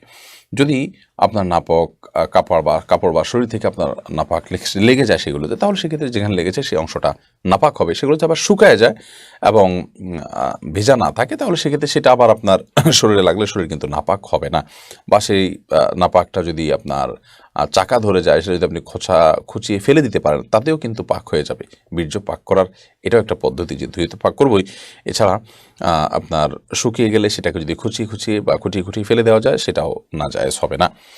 জিয়াউদ্দিন আপনি লিখেছেন, বউ কর্তৃক শ্বশুর শাশুড়ির খেদমত করা নাকি ইসলামে জায়েজ নাই, এ বিষয়ে বিস্তারিত জানতে চাই। জায়েজ নাই এটি আপনাকে কে বলেছে? একজন বৃদ্ধ মানুষ, যে কোনো বৃদ্ধ মানুষেরই তো খেদমত বা সেবা করার চেষ্টা করতে হবে। সেখানে শ্বশুর শাশুড়ি তাদের তো আপনজন হওয়ার কারণে, স্বামীর সাথে সম্পর্কের কারণে তাদের প্রতি তো একটা নৈতিক দায়িত্ব থাকে যে তাদেরকে আমরা বিশেষভাবে সেবা করব সাধ্য অনুযায়ী। কিন্তু তাদের জন্য তাদেরকে সেবা করাটা ফরজ বা ওয়াজিব না। মায়ের প্রতি সেবা করা যেরকম সেরকম নৈতিক দায়িত্ব, শরীয়ত অবশ্যই এটাকে প্রশংসনীয় মনে করে। বাট খেদমত বলতে যদি আপনি বুঝেন যে শ্বশুরের শারীরিক খেদমত করা, তাহলে সেটা নাজায়েজ হতে পারে, কারণ সেখানে আপনার ফিতনার কারণ হতে পারে এবং ফিতনার দিকে যেতে পারে এবং হারামের পথ উন্মুক্ত হতে পারে, অন্তত মানসিক জেনার পথ খুলতে পারে, সেই জন্য সেটি নাজায়েজ হতে পারে। সিএম আহমেদ আপনি লিখেছেন, পরিবারকে দিনের পথে আনার উপায় বলবেন। গার্ডিয়ান কিন্তু ছেলে মেয়ের কথা শুনতে চায় না। গার্ডিয়ান যদি ছেলে মেয়ের কথা না শুনতে চায়, সেক্ষেত্রে গার্ডিয়ানকে অন্য সিনিয়রদেরকে দিয়ে বোঝানোর চেষ্টা করতে হবে এবং বড় এবং সিনিয়রদের মধ্যে যারা ভালো মানুষ, তাদের সান্নিধ্যে নিয়ে যাওয়ার জন্য চেষ্টা করতে হবে। নিজেরা বোঝাবে, চেষ্টা করবে, আল্লাহ তাআলার কাছে দোয়া করবে, বিভিন্ন অ্যাঙ্গেল থেকে চেষ্টা করবে, কিন্তু কোনো অবস্থাতেই তাদের সাথে দুর্ব্যবহার করা, মন্দ আচরণ করা বা তাদেরকে কষ্ট দেয়া, আঘাত দেয়া, এটা কিন্তু জায়েজ হতে পারে না। এরপরে এমডি মকসুদুল মোমিন আপনি লিখেছেন, একাডেমিক জ্ঞান অর্জন করা কি ফরজ? একাডেমিক জ্ঞান অর্জনই করতে হবে এটা ফরজ নয়। ফরজ হলো জ্ঞান অর্জন করা, সেটা একাডেমিক পদ্ধতির বাইরে অন্য কোনো পদ্ধতিতেও যদি আপনি আপনার প্রয়োজনীয় ফরজ সম্পর্কিত ইলম অর্জন করে ফেলেন, তাহলে সেক্ষেত্রে আপনার ফরজের দায় আদায় হয়ে যাবে ইনশাআল্লাহ তাআলা। কেচ আলভি হেদায়েত শুভ এটি থেকে আপনি লিখেছেন, কেউ যদি দরিদ্র ব্যক্তির কাছ থেকে কিছু ক্রয় করার সময় ইচ্ছাকৃতভাবে বেশি টাকা দেয় তাকে সাহায্যের উদ্দেশ্যে, তাহলে কি অতিরিক্ত টাকা সাদাকা হিসাবে সওয়াব পাবে, নাকি অতিরিক্ত দাম দিয়ে কেনায় অপচয় হবে? কেউ যদি দরিদ্র ব্যক্তির কাছ থেকে কিছু কেনার সময় ইচ্ছাকৃতভাবে টাকা তাকে বাড়াই দিল, তাহলে সেক্ষেত্রে আপনি সহযোগিতার উদ্দেশ্যে দিয়েছেন, এটি জায়েজ আছে, কোনো অসুবিধা নেই এবং এটা সাদকা হিসাবে গণ্য হবে আল্লাহকে খুশি করার জন্য যদি আপনি দিয়ে থাকেন ইনশাআল্লাহ তাআলা। এরপরে আসাদুল আইডি থেকে আপনি লিখেছেন, যাকাতের নেশাব পরিমাণ টাকা দিয়ে আমি জমি বন্ধক নিয়েছি, এতে কি আমার যাকাত আদায় করতে হবে? যাকাতের নেশাব পরিমাণ টাকা দিয়ে আপনি জমি বন্ধক নিয়েছেন, তবে টাকাটা আপনার জমাই আছে, সে টাকার যাকাত আপনাকে দিয়ে যেতে হবে। ফাতেমা খানম আপনি লিখেছেন, দুরুদ ইব্রাহিম ছাড়া আরও যে অন্য দুরুদ আছে এগুলো পড়া কি সঠিক? যে দুরুদের অর্থের মধ্যে খারাপ কিছু নেই সেই দুরুদ আপনি পাঠ করতে পারেন, কিন্তু কিছু দুরুদ আছে অর্থের মধ্যে খারাপ কিছু নেই, কিন্তু সেগুলোকে পড়াটাকে বিশেষ ফজিলতপূর্ণ মনে করে আমরা অনেকে, যেটা পড়লে পরিমাণ স্বভাব ইত্যাদি যেগুলো কোনো দেশে বর্ণিত নয়, সেরকমটা বিশ্বাস করা যাবে না। যেমন দুরুদে নারিয়া, দুরুদ জিনা, দুরুদে আপনার সাফা ইত্যাদি অনেক দুরুদের কথা বিভিন্ন বইয়ে পাওয়া যায়, যেগুলো কোনো হাদিসে বর্ণিত নয়। সেগুলো অর্থের মধ্যে খারাপ কিছু না থাকলে, শিরকপূর্ণ কিছু না থাকলে, আপত্তিকর কিছু না থাকলে সেটি পড়া যেতে পারে। বাট সেটা পড়লে অমুকটা এতবার পড়লে এই সওয়াব হবে, ওই লাভ হবে, এরকমটি হাদিস যেহেতু বর্ণিত হয়নি, বিধায় সেটাকে সেরকম মনে করা কঠিন। তবে হ্যাঁ, রুকিয়ার অংশ হিসাবে যে এটা এতবার পড়লে সাধারণত এই রোগ ভালো হয়, ওই রোগ ভালো হয়, এরকম কোনো রুকিয়া বা ঝাড়ফুঁকের অংশ হিসাবে দুনিয়াবি কোনো উদ্দেশ্য হাসিল হয়, সেটা অভিজ্ঞতা দ্বারায় কোনো রাকি বা কোনো আলিমদ্দিন, কোনো দিনদার মানুষ যদি সাজেস্ট করে থাকেন, সেটাকে জাস্ট তাদের নিজস্ব অভিজ্ঞতা হিসাবে শেয়ার করা যেতে পারে, শরীয়তের নির্দেশ হিসেবে নয়। এরপরে রাগিবুজ্জামান সাবিত আপনি লিখেছেন, ওয়াশিং মেশিনে কাপড় কাচলে কি কাপড় পাক হবে? ওয়াশিং মেশিনে যদি আপনি কাপড় কাচেন, সে কাপড়ে যদি একদিক থেকে, সেই ওয়াশিং মেশিনে যদি একদিক থেকে পাইপ থেকে পানি আসে এবং ধোয়ার পর সেটা মেশিনে চিবানোর পর পানিটা চলে যায়, আবার পানি আসে, আবার চিবায় চলে যায়, তো এইভাবে সেটা পাক হবে, না পাক হওয়ার কারণ নাই। সাজিদ মাহমুদ শিহাব আপনি লিখেছেন, কুমিল্লায় মাদ্রাসাতে সুন্নাহ হবে কিনা? ভাই সাজ্জাদ মাহমুদ শিহাব, আলহামদুলিল্লাহ কুমিল্লাতে মাদ্রাসা সুন্নাহর নির্মাণ কাজ ইতিমধ্যে শুরু হয়ে গেছে, যেটা আমরা লাইভের শুরুতে বলেছি, এবং সেটা আমরা শুরু করছি দেবিদ্বারের ছোট শাল ঘরে। আশা করছি আমরা রমাদানে এই মাদ্রাসা স্টার্ট করতে পারবো। এখানে আমরা একটা আধুনিক মানের হিফজ মাদ্রাসা শুরু করতেছি ইনশাআল্লাহ। আবাসিক অনাবাসিক দুইটাই থাকবে। এরপর মোহাম্মদ শামীম ইসলাম আপনি লিখেছেন, একজন উম্মতের গুনাহ নাকি পুরো উম্মতের উপর প্রভাব ফেলে, এ ব্যাপারে আপনার কাছে জানতে চাই। আমার জানা নেই এ সম্পর্কে কোনো কথা বলা আছে কিনা যে একজন মানুষের গুনাহ পুরো উম্মতের উপর প্রভাব ফেলবে। এর মানে কি? এর মানে যদি সবাই এর দায় বহন করবে বলা হয় তাহলে এটা ভুল। কারণ আল্লাহ কোরআনে বলেছেন, আল্লাহ তাজিরু ওয়াজিরাতুন উযরা উখরা, কেউ নিজের পাপের বোঝা, কারো পাপের বোঝা অন্য কেউ বহন করবে না। বিধায় সে অর্থে এটি মানে কোরআন সুন্নাহর কোনো কথা নয়। সালমা আক্তার শিমু আপনি লিখেছেন, আপনাদের সব পর্ব আমি দেখেছি কিন্তু ইউটিউব এবং পেজে কিছু পর্ব নেই, এখন সেই পর্বগুলো কোথায় পাবো? বোন সালমা, প্রথমে আপনাকে আমরা ধন্যবাদ জানাই যে আপনি গুরুত্বের সাথে আন্তরিকতার সাথে আমাদের প্রতিটা পর্ব দেখেছেন। আলহামদুলিল্লাহ। আমাদের যে পর্বগুলো নেই সেগুলোর জন্য আপনি আমাদের আসুন্নাহ ফাউন্ডেশনের পেজে আপনার যোগাযোগ করবেন, অথবা আমরা আপনার এই অবজারভেশনটাকে নোটে রাখলাম। ইনশাআল্লাহ বিদিল্লাহ আমাদের পেজের সময় তো অ্যাডমিনগণ এবং যারা দায়িত্বশীল আছেন তাদেরকে আমরা জানাবো যে কোনোটা মিস হয়েছে কিনা, তাহলে সেটার জন্য তারা আপলোড করে দেন। ইমরান হাশমি আপনি লিখেছেন, চাচাতো ভাতিজিকে বিয়ে করা যাবে কিনা? চাচাতো ভাই যে থাকবেন, নিজের ভাই যদি হয় তাহলে নিজের ভাইয়ের মেয়েকে তো বিয়ে করার কোনো সুযোগ নেই। চাচাতো ভাই যদি হয় তাহলে সেক্ষেত্রে চাচাতো ভাইয়ের মেয়েকে আপনি বিয়ে করতে পারেন, সেটা আমরা নাজায়েজ হবে না। উম্মে কুলসুম আপনি লিখেছেন, সন্তানকে কোরআনে হাফেজ বানানো কতটা গুরুত্বপূর্ণ? সন্তানকে হাফেজে কোরআন বানানো ভালো, কিন্তু সেই সাথে তাকে আলেম বা কোরআন বুঝে পড়তে পারে সেটাও সে যোগ্যতা তার মধ্যে যেন আসে, সে চেষ্টাও করতে হবে। তাহলে সেক্ষেত্রে হাফেজে কোরআনের মর্যাদা যে আছে, যে তাদের মা বাবাকে সম্মানিত করবেন আল্লাহ তাআলা আখিরাতে, এবং হাফেজুল কোরআনকে মর্যাদা দিবেন এবং তারা সম্মানিত ফেরেশতাদের সাথে থাকবে ইত্যাদি, সেই মর্যাদাগুলো পাওয়া যাবে ইনশাআল্লাহ তাআলা। যুদ্ধ আমাদের বিজয় আল্লাহর আইডি থেকে আপনি লিখেছেন, আপনি একটা ভিডিওতে বলেছেন যে সিজদা দোয়া করতে, কিন্তু একজন বলেছে যে হাদিসে আছে সিজদা কোরআন আয়াত পড়া নিষিদ্ধ। তো সব দোয়াই তো কোরআন আয়াত, এখন সঠিক কোনটা একটু বললে বিস্তারিত উপকৃত হতাম। সিজদা দোয়া করার কথা হাদিসে বলা হয়েছে, কিন্তু কোরআন আয়াত পড়বেন না।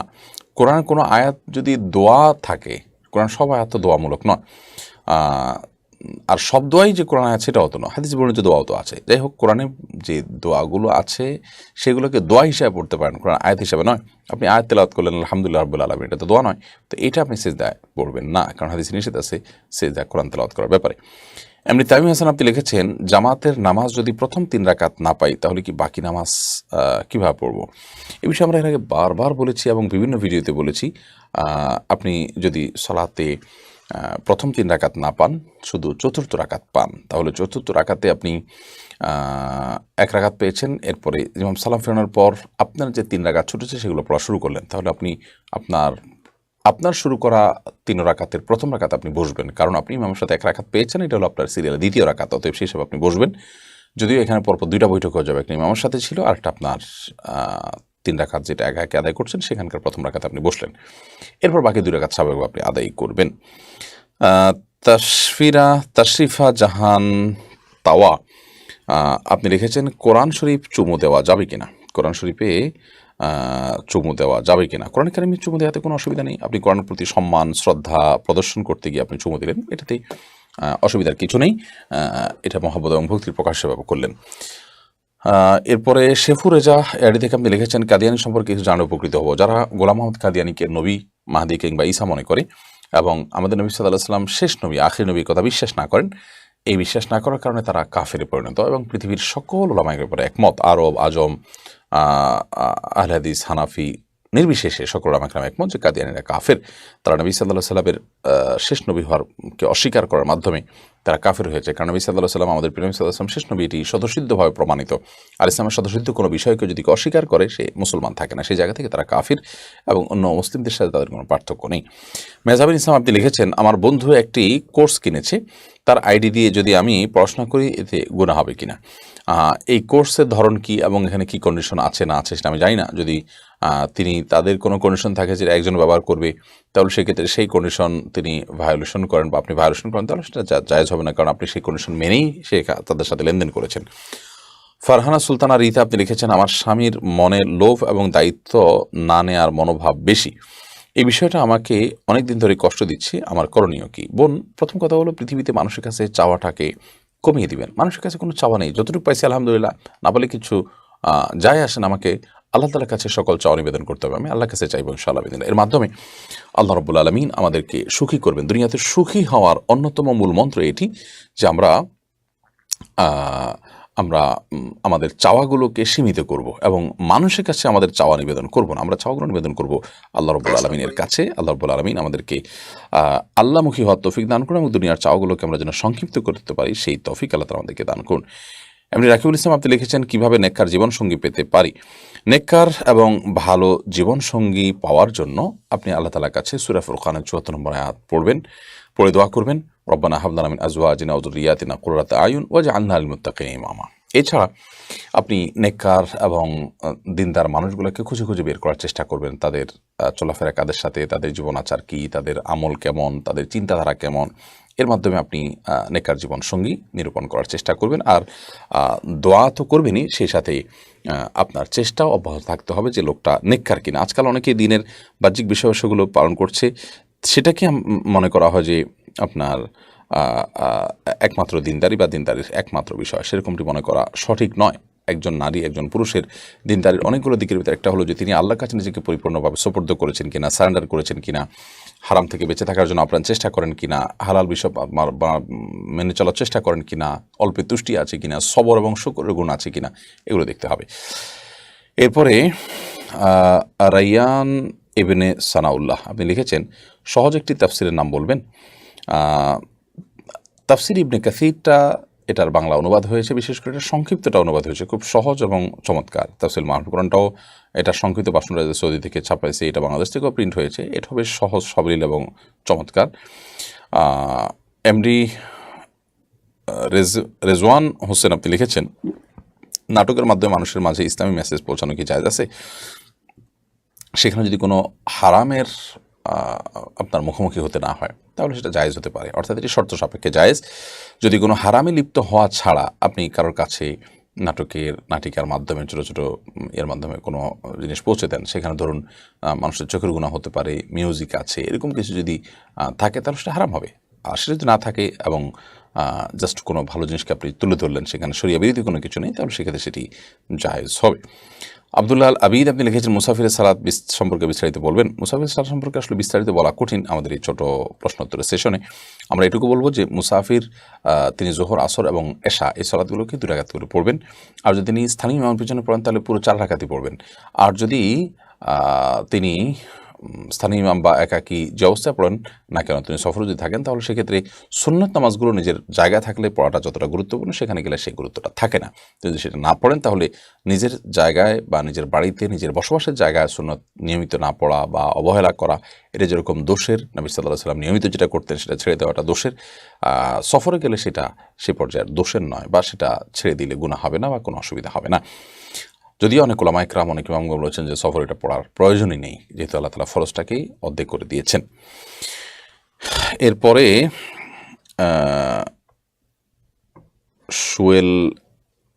সোয়েল আরমান সিদ্দিক আপনি লিখেছেন, না সরি, এরপরে প্রশ্ন হলো মাহরুন নবী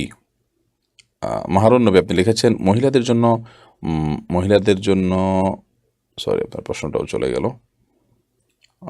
স্বপ্ন দেওয়ার পর গোসল না করে যদি ফজরের নামাজ পড়ে ফেলি সেক্ষেত্রে কী হবে? এমডি সাইফুল ইসলাম সবুজ জানতে চেয়েছেন। ভুলে পড়ে ফেলেছেন সেটা এক জিনিস, আপনি জানতে পারেন নাই, তাহলে সেক্ষেত্রে পরবর্তী যখন জানতে পেরেছেন আপনি সালাতটা আবার দোহরায় নেবেন এবং পরবর্তীতে সাবধান থাকবেন, এটি হলো আপনার করণীয়। মুসলিম মেয়ে হিন্দু ছেলেকে মুসলিম করে বিয়ে করেছে 4 বছর আগে, এখন ছেলে পুজো করে, মেয়েটি এখন কি করতে পারে অনুগ্রহ করে বলবেন। আর কে নাজিব আপনি লিখেছেন, যদি এরকম হয় তাহলে সেক্ষেত্রে এই মেয়ে সেই ছেলেকে পরিত্যাগ করবে এবং এই ছেলের সাথে কোনো প্রকার সম্পর্ক রাখবে না, কারণ সে রীতিমতো প্রতারণা করেছে কিংবা সে মোরতাদ হয়েছে। হয় সে ইসলাম ত্যাগ করেছে, ইসলাম ত্যাগ করার কারণে সে ইসলাম থেকে খারিজ হয়ে মোরতাদ হয়ে গেছে, অথবা ন্যূনতম পক্ষে সে আপনার কি বলে এটাকে মুনাফিকি করেছে তার সাথে, বিধায় এই ছেলেকে হয় তওবার দাওয়াত দিবে, যে সে তওবা করে ফিরে আসে তো আলহামদুলিল্লাহ, আর যদি সেটাও তার পক্ষ থেকে নাটক হয়, সেরকমটি মনে হয়, তাহলে সেক্ষেত্রে এই ছেলেকে অ্যাভয়েড করবে এবং ভিন্ন বিকল্প চিন্তা করবে। আল্লাহ তাআলা আমাদেরকে সুন্দর এবং আদর্শ জীবন গঠন করার তৌফিক দান করুন। কোরআন হাদিসের আলোকে আমরা যেন চলতে পারি, সেই তৌফিক আল্লাহ তাআলা দান করুন। প্রিয় দর্শক, দেখতে দেখতে আলহামদুলিল্লাহ 1 ঘন্টার বেশি সময় হয়ে গেছে এবং প্রায় 100 প্রশ্নের উত্তর আমরা আজকে দিয়েছি। আল্লাহ তাআলা আমাদেরকে সঠিক কথাগুলো অনুযায়ী বুঝে বুঝে জেনে শুনে আমল করার তৌফিক দান করুন। হাদা মা ইনদি ওয়াল ইলমু ইনদাল্লাহ। আসসালামু আলাইকুম ওয়া রাহমাতুল্লাহি ওয়া বারাকাতুহু।